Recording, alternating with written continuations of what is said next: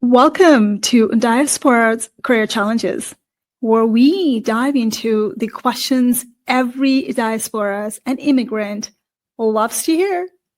Where are you really from? And the classic, what's that accent? Because clearly your name and accent are far more important than your qualifications, right?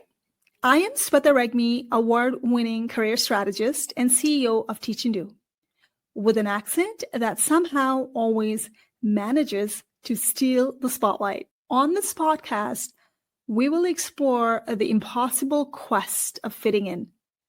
From not from here, not from there, to sure, I'll blend in. We'll tackle the joys of code switching, the myth of cultural fit, and why people can never, ever pronounce your name.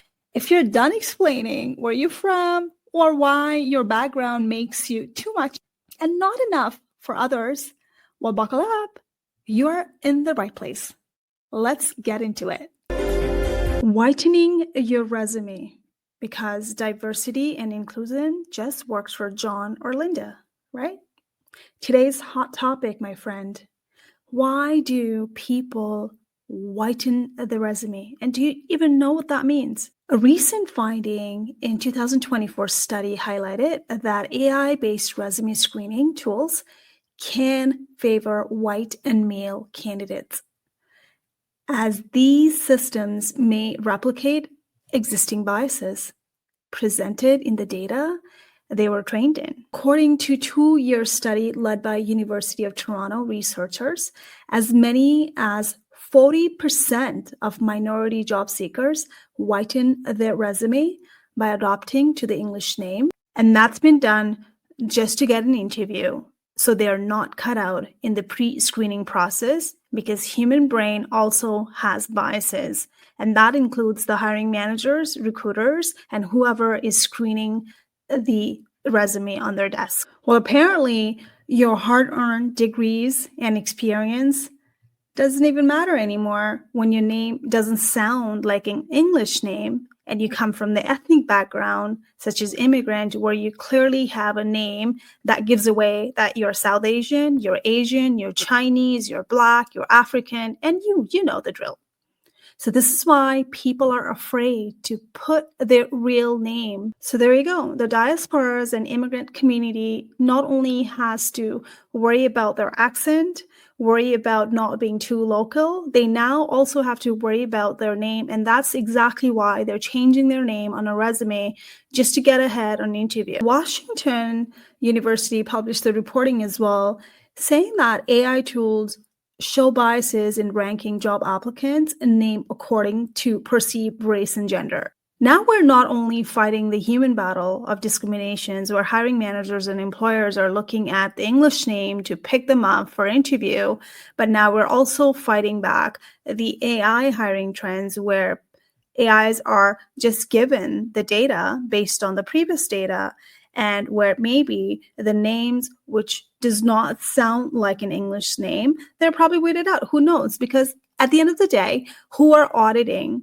these AI tools? There are thousands of vendors selling the AI tools for hiring needs, which is going to solve the hiring problem. Also, the employers are buying these tools to save the cost and help the HR team. But I have no idea who is going to audit those tools. And some of the diasporas community and immigrant community, what they also do is not only whitening the name, they also put the name as a nickname.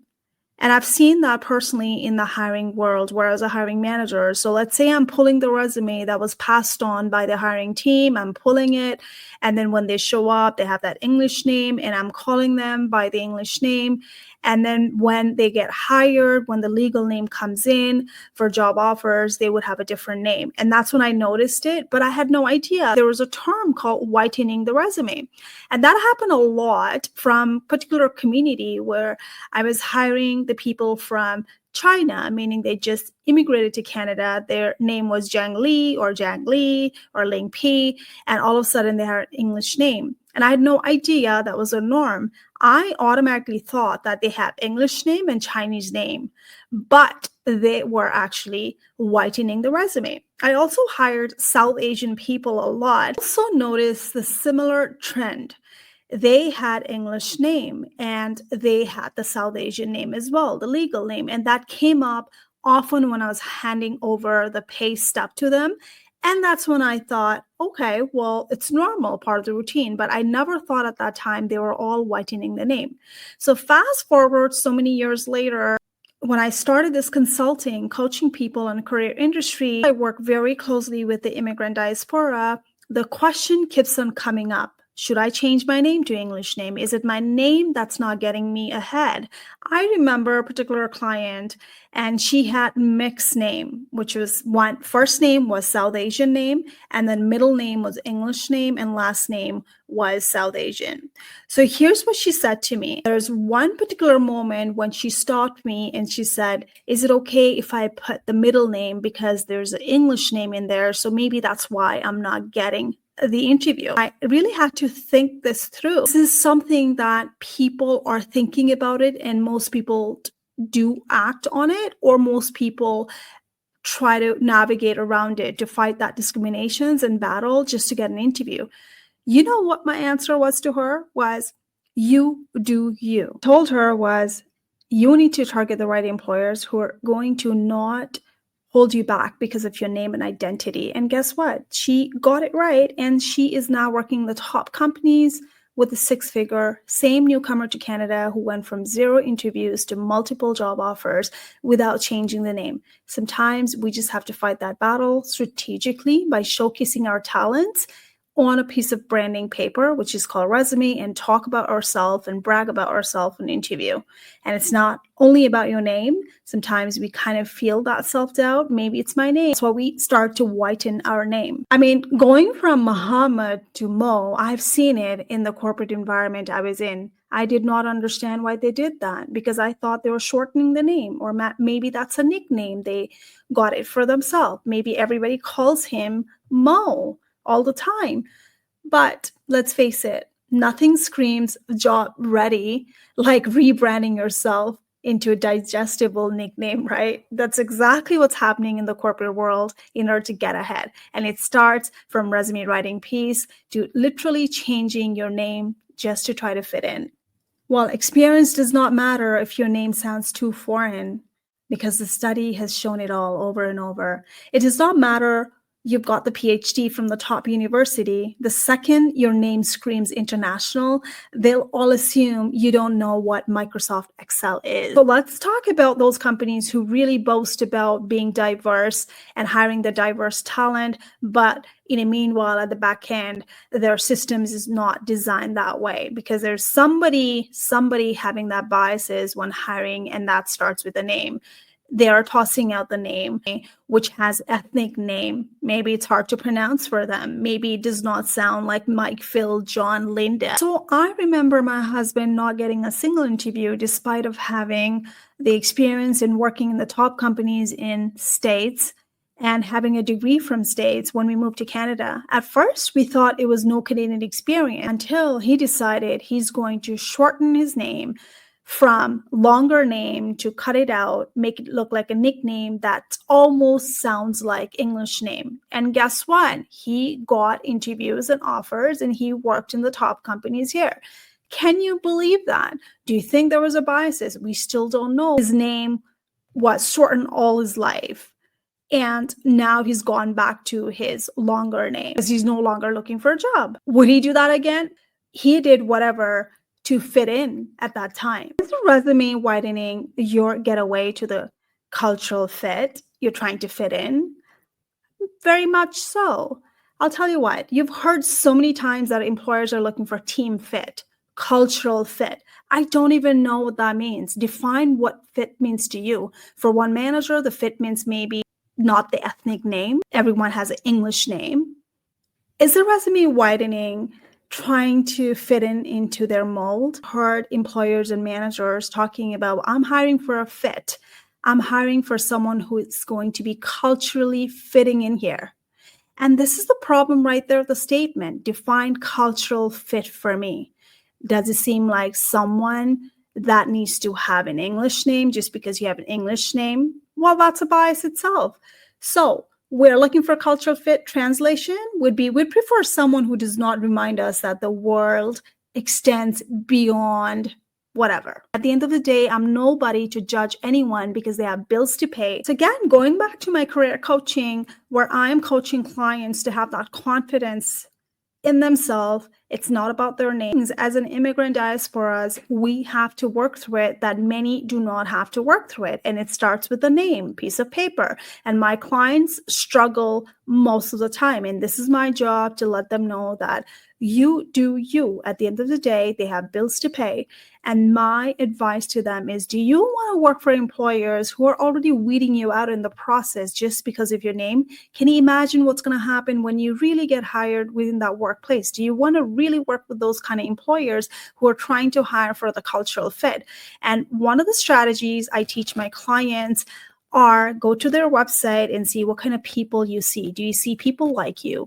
The name sounds ethnic to you? Or is it just Steve, Phil, Mike, John, Linda, Laura? That's all you see. So this is exactly why, as career professionals, you all need to look into it if you're the right fit for that company. And normally the social media pages gives it away, or their career pages gives it away. So that's why the career professionals are whitening the resume to get ahead and fight the battle by changing their names to English name.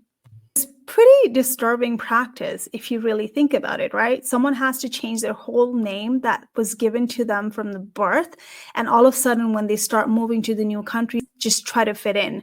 Now it's not only about trying to fit in someone's mind or workplace, now trying to find out that AI biases if the names are being pulled off just because AI sees that resume does not have an English name. This kind of practice shows that racial minorities are not just passively receiving this discrimination, they're trying to do something about it. The Toronto Star study shows that in the case of Asian applicants, only 11.5% received callbacks if they use their Asian sounding names and experience, compared to 21% using whitened resumes. Harvard Business School also produced a study where they quoted that minorities who whiten job resumes get more interviews. That in fact, companies are more than twice as likely to call minority applicant for interviews if they submit whitened resume than candidates who reveal their race.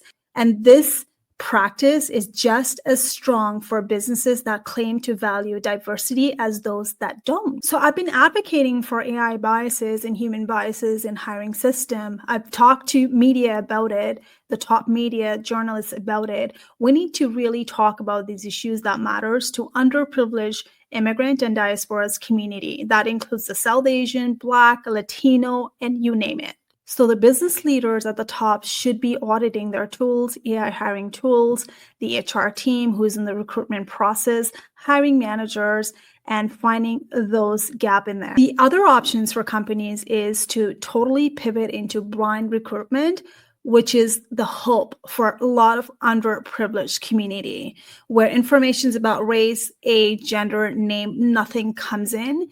And people don't even see the name. They can just literally see them in an interview by asking the right questions, not basing on names. You can also look into how many minorities have applied for the role and comparing that with the percentage of those applicants who made the first cut. Are those only with the English name? So what are your thoughts about whitening the resume? Would you ever change your name to English name just to fit in, just to get that interview, or just to get that next project on?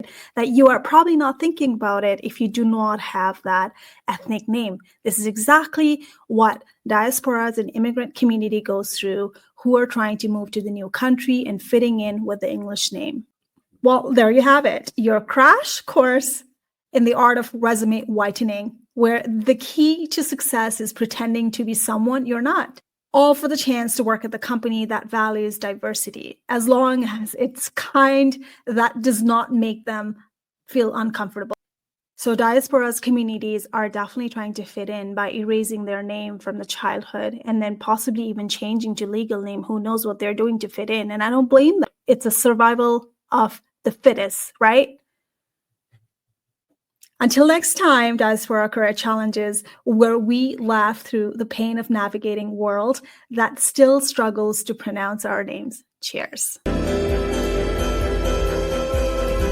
And that's the wrap for today's episode, Diaspora's Career Challenges, where blending in is overrated and fitting in to someone else's mold is so last season.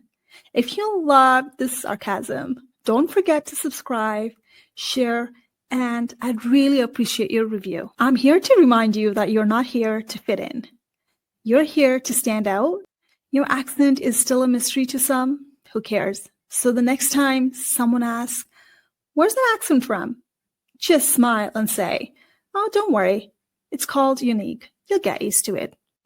Where can you connect with me? I'm all over on social media. Connect with me on LinkedIn. And I do have a free resources for job search and career under teachingdo.com/free resources. Can't wait for you to come in and join me next week.